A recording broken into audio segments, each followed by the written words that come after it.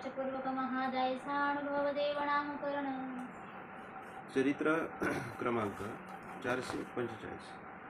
शब्दार्थ निर्वचनपूर्वक महादायीचा अनुभव देव नामकरण. आता शब्दार्थपूर्वक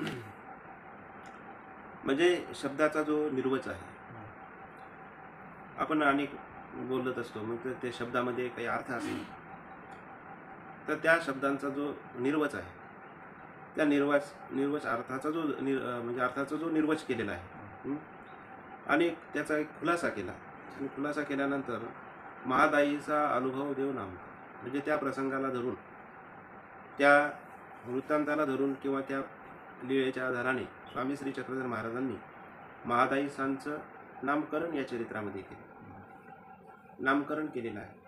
परमेश्वर स्वामी श्री चक्रधर महाराज अनेक भक्तांना जे नाव आहे मूळ, त्या मूळ नावाला धरून व त्याचं जे वर्तन असेल त्या वर्तनानुसार किंवा तो तसा प्रसंग जसा घडून आला त्यानुसार आमच्या स्वामी श्री चक्रधर महाराजांनी काय केलेलं आहे की त्यांचं प्रासादिक नाव ठेवलेलं आहे. नागदेव आचार्यांचं झाडावर चढले आणि वानरासारखे भुभुकार त्यांनी केला.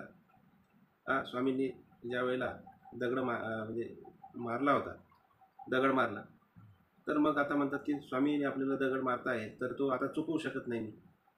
बाकी भक्तिजन मारतात त्यावेळेला ते चुकवतात, वानरांसारखं चुकवतात. तर मग स्वामी श्री चक्रधर महाराजांनी त्यांना त्या प्रसंगाला धरून वानरेश असे नाव ठेवले. वानरेश. स्वामी श्री चक्रधर महाराजांनी अनेक भक्तिजनांचे काही प्रसंगानुसार नामकरण हे केलेलं आहे. एलायसाचं साधा हे नामकरण केलेलं आहे, कारण तिचं जे बोलणं आहे, तिचं वागणं जे आहे अत्यंत साधं आहे. आणि नातोबासांचं सुद्धा मंडळीत हे केलेलं आहे. अनेक भक्तिजन आहेत आणि या भक्तिजनांचं स्वामी श्री चक्रधर महाराजांनी एक आपलं जे नाव असते, आपलं काय शाळेतलं नाव वेगळं असते, घरी आपल्याला वेगळं नाव ठेवतात, टोपण नाव ठेवतात, तसं स्वामी श्री चक्रधर महाराजांनी सुद्धा अनेक भक्तिजनांना वेगवेगळे नावं हे ठेवलेले आहेत. जायमाला भोजिया ठेवलेले, ठीक आहे. अनेक भक्तिजन आहेत की त्यांना नावं ठेवलेली आहेत. मग शांताबाईचा असेल, तिलासुद्धा म्हणजे शांताबाईचं हे प्रासादिक नाव ठेवलं, तिचं मूळ नाव माईबाई होतं. अनेक नावं ठेवलेली आहेत. आमच्या श्रीकृष्ण भगवंतांनी सुद्धा अर्जुनाचे जे अर्जुन हे जे नाव आहे तर त्यांचं जे वेगवेगळे नावं त्यांना ठेवले प्रसंग. पार्थ ठेवलेला आहे, गुडाकेश ठेवलेला आहे. गुडाकेश म्हणजे जास्त काळ न झोपणे, म्हणजे जसं आपण नाश्ता केला आणि जर काही काम नसलं तर आपण लगेच झोपतो, दुपारी जेवण झालं की आपण झोपतो, रात्री आपल्याला जेवण झालं की आपण झोपतो, म्हणजे आपण काय आहे झोपीच्या अधीन गेलेलो आहोत. अर्जुनाचं तसं नव्हतं की कायमस्वरूपी तो काय व्हायचं की ते निद्रा जी आहे अत्यंत कमी, 2-3 तास, एक प्रहराच्याही कमी. काही योद्धे जे जुने आहेत ते सुद्धा अशा पद्धतीची निद्रा करायची आणि मग ती कमी निद्रा असल्यामुळं श्रीकृष्ण भगवंतांनी गुडाकेश असं त्यांना नाव ठेवलेलं आहे. धनंजय नाव ठेवलेलं आहे. अनेक प्रकाराचे. द्रौपदीचे सुद्धा वेगवेगळे नाव आहे. कृष्णे, ऐगणी, पांचाली, अग्निसुता, हे जे नावं आहे हे प्रासादिक परमेश्वराने त्यांना प्रसाद म्हणून ते नाव त्या ठिकाणी दिलेले आहे. तर असे हे भाग्यवान आपल्याला जीव पाहायला मिळतात.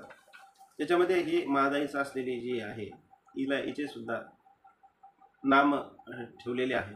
मदळसा वगैरे असे नाव ठेवलेले आहे की स्वामी श्री चक्रधर महाराज आणि स्वामींच्या जवळ ती येते महादायीचा. तर ती काय म्हणते की माझी जी पंजी आहे ती महादेव राया जो होता त्या महादेव रायाच्या दरबारामध्ये भविष्य वगैरे सांगायचे. आणि महादेव राया मग कुठे जर जायचं असेल, युद्ध करायचं असेल, ते मुहूर्त असेल, सगळं त्या पंजीला विचारायचं महादायीसाठी. तर मग ती एक अशा पद्धतीची एक तिची जी पंजीची गोष्ट जी आहे ती स्वामी श्री चक्रधर महाराजांना सांगते. त्यावेळेला स्वामी श्री चक्रधर महाराज काय म्हणतात तर ते त्यावेळेला ती मदळसा जी होती तर तिथे ती महादेवरायाची मदळसा होऊन राहत होती महादेवरायाची. तर आता तुम्ही माझी स्वामी श्री चक्रधर महाराजाची मदळसा म्हणून राहा. म्हणजे मदळसा असं नाव महादायसाचं स्वामींनी प्रासादिक नावसुद्धा ठेवलेलं आहे.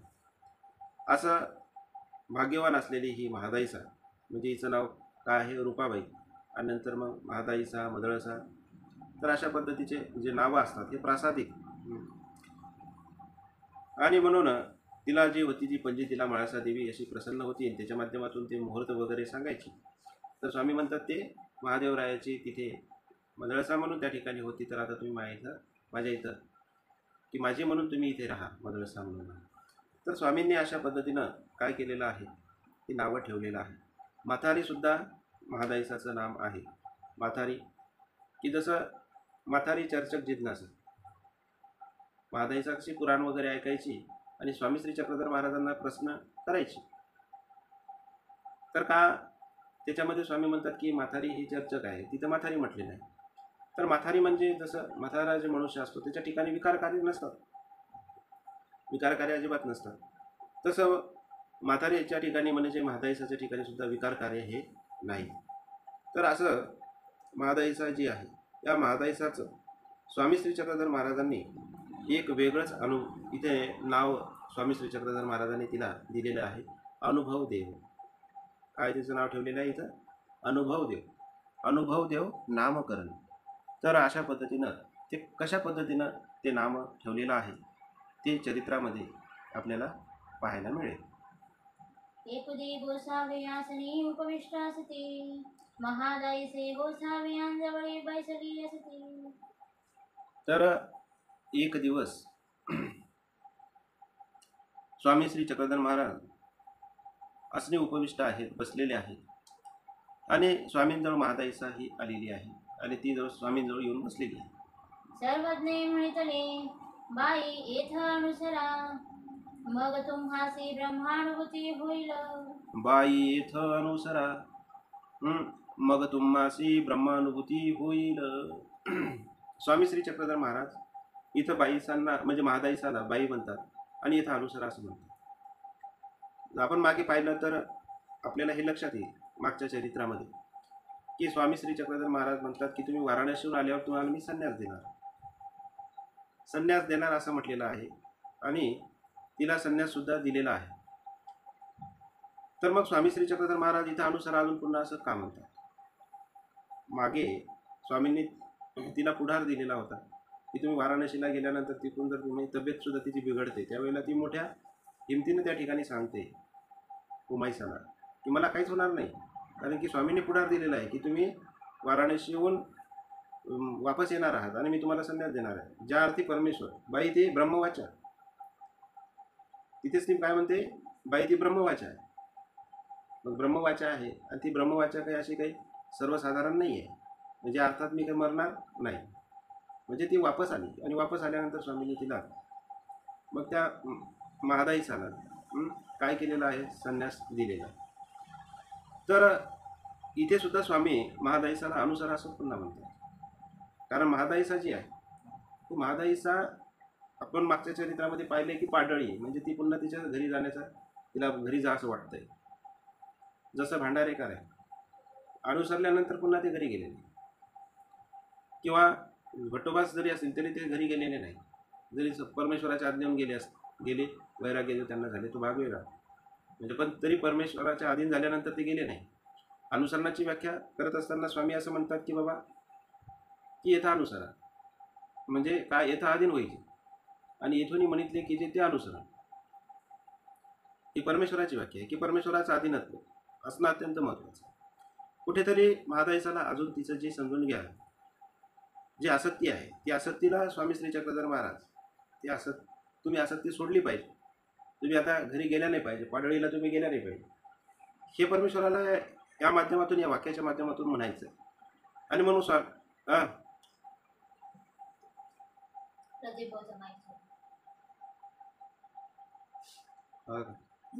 हो बाबा माईक बंद करा. ते काय होते, मला माईक बंद करायला पूर्ण PDF हे करावे लागते. बरं. तर स्वामी म्हणतात की बाबा इथं अनुसरा, इथे पुन्हा स्वामी म्हणतात तिला अनुसरा. म्हणजे एक प्रकारचं काय आहे, तुमचं बाह्य संन्यास झाला पण अंतर संन्यास राहिला.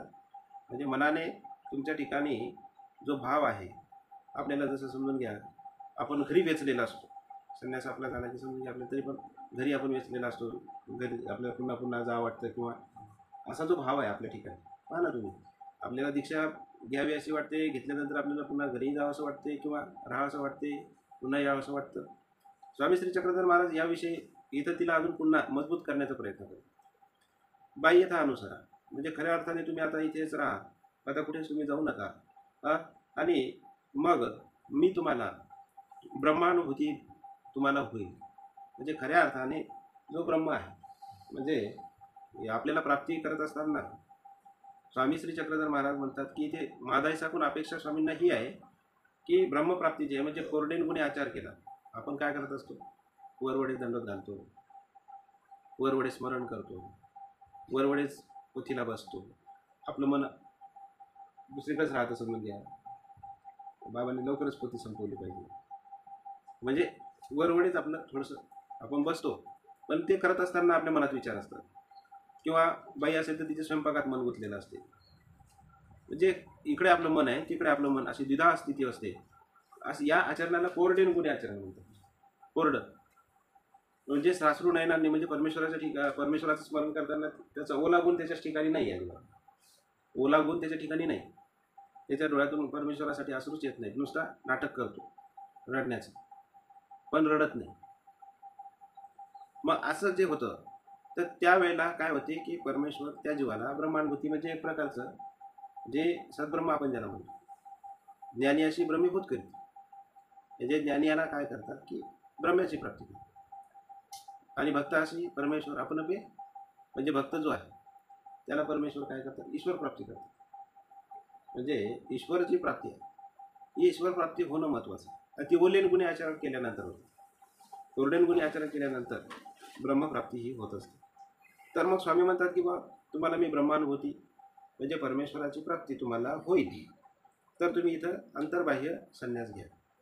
महादायसी म्हणितले जी अनुसरोणी ब्रह्मानुभूती द्यावी ते अनुसरतीची कान द्यावी. तर महादाईचा पुन्हा पुढे काय म्हणते, जी अनुसरोणी ब्रह्मानुभूती द्यावी ते अनुसरताची कान द्यावी. म्हणजे अनुसरावं लागेल, अंतर्बाह्य अधीनत्व परमेश्वराचं करावं लागेल. जास्तीपरीचं जे आचरण आहे आपल्याला ते करावं लागतं, निषेध आपल्याला चुकावे लागतात.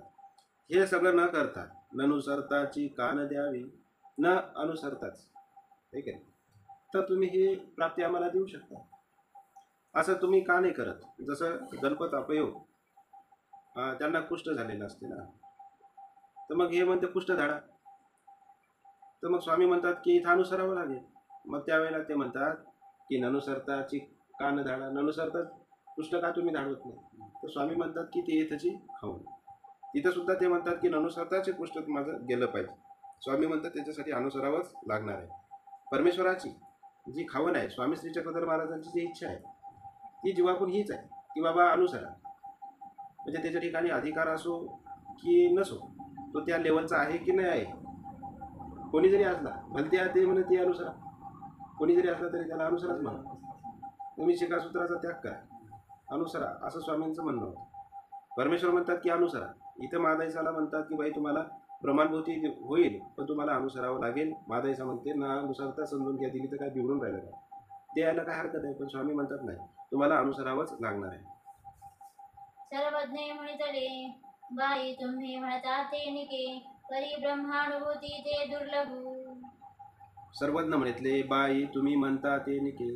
स्वामी काय म्हणतात, तुम्ही म्हणता ते बरोबर. जसं एखाद्या माणसाला आपण म्हणतो व्यवहारामध्ये, एखादी वस्तू तुम्ही तशीच आम्हाला फ्री दिली तर काय बिघडतं का?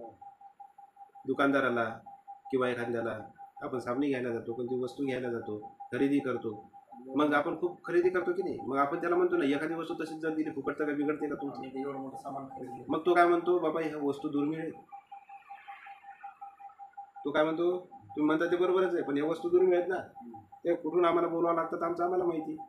मधात त्या येतात कोणती तुटफूट होते, त्याचं आम्हाला नुकसान होते. त्यातल्या त्या तुम्हाला जर आम्ही फुकट देणार तर आमचं नुकसान होईल ना. तसं परमेश्वर सुद्धा म्हणतात बाई तुम्ही म्हणता ते खरं आहे, पण काय आहे की ही ब्रह्मानुभूती सर्वसाधारण आहे. वस्तू जरी समजून घ्या मिळून जाईल, पण ब्रह्मानुभूती ही दुर्लभ आहे. दुष्करी कष्टी नपविजे, अत्यंत दुर्गष्ट प्रकारचे जरी कष्ट आपण केले ते आपल्याला मिळवण्यासाठी, म्हणजे परमेश्वराची जी अस्तिपरी आहे ती अस्तिपरी सर्वसाधारण कोणाकडून होऊ शकत नाही.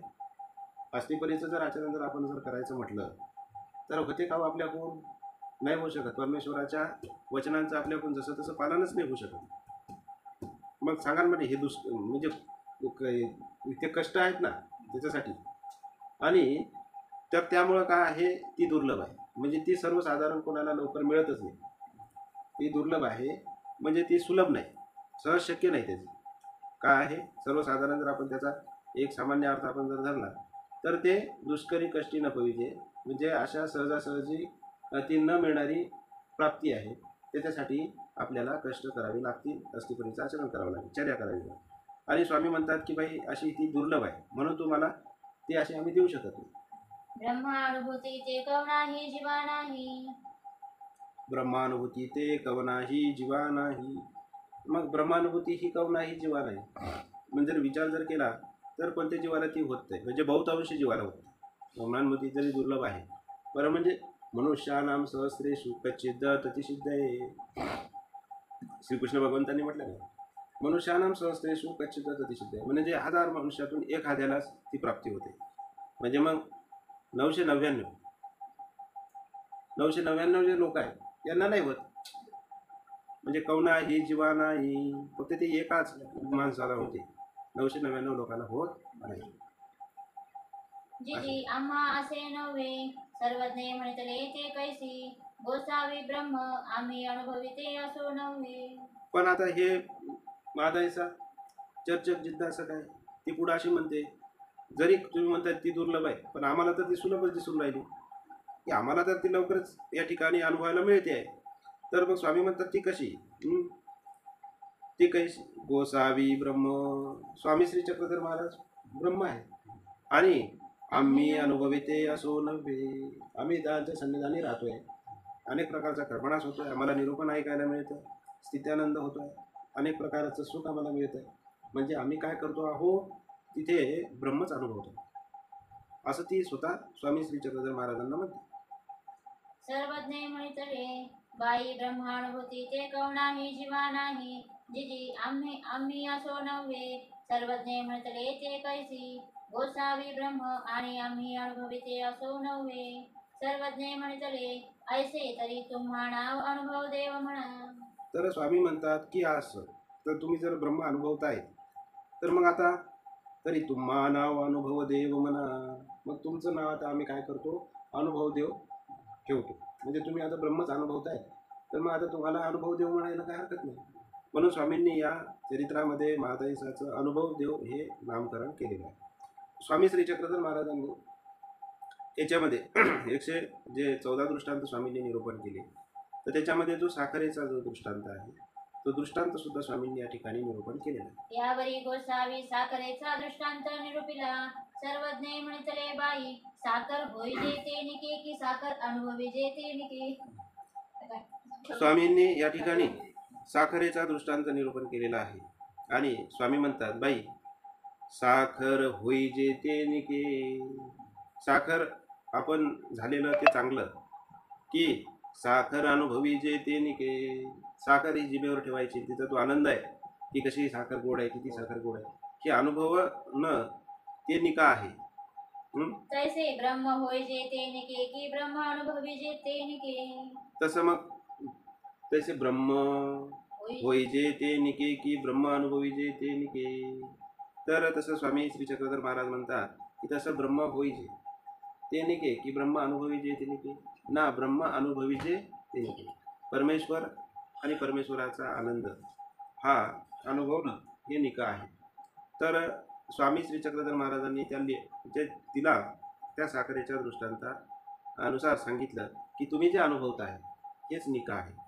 एक आहे ब्रह्मापेक्षा म्हणजे ब्रह्मा होण्यापेक्षा किंवा साखर होण्यापेक्षा जया वृक्षाची साल गोड, त्याचे फळ सावे गोड. परमेश्वराचं जे साधन आहे ती अनुभवते ती सुखरूपच आहे. महादाईसा जी आहे परमेश्वराच्या सन्निधान तिला मिळालं, परमेश्वराचं निरूपण, परमेश्वराचं सन्निधान आणि परमेश्वराच्या अनेक लीळा तिला अनुभवायला मिळत आहेत आणि परमेश्वराची सेवासुद्धा तिला घडते आहे. ह्या सगळ्या ज्या गोष्टी आहेत हे तिला एक प्रकारचा ब्रह्मा म्हणजे परमेश्वराचे साधन आहे, त्या साधनेमध्ये सुद्धा तिला अनुभवते आहे. म्हणून ज्या वृक्षाची साल गो त्याचे फळ सावळे गो, म्हणजे त्या परमेश्वराचा जे आनंद आहे, ब्रह्मानुभूती जी आहे ही काय आहे की तीच निकी आहे आणि ती तुम्हाला मिळाली पाहिजे. तर अशा पद्धतीनं स्वामी श्री चक्रधर महाराजांनी महादायसाला या ठिकाणी निमित्त करून आपणा सर्वांना सांगितलेलं आहे की आपल्याला सुद्धा ईश्वर प्राप्ती जी आहे, परमेश्वराचं जे सुख आहे ते आपल्याला अनुभवायला मिळावं आणि त्याकरता परमेश्वरांनी सांगितलेला जो विधी आहे आपल्या आपल्या अधिकारानुसार तो घडला पाहिजे. परमेश्वराचं नामस्मरण चिंतन आपल्याला घडलं पाहिजे. हीच परमेश्वर चरणी या ठिकाणी प्रार्थना करतो आणि पोथी आपण या ठिकाणी थांबवूया. दंडवत दंड.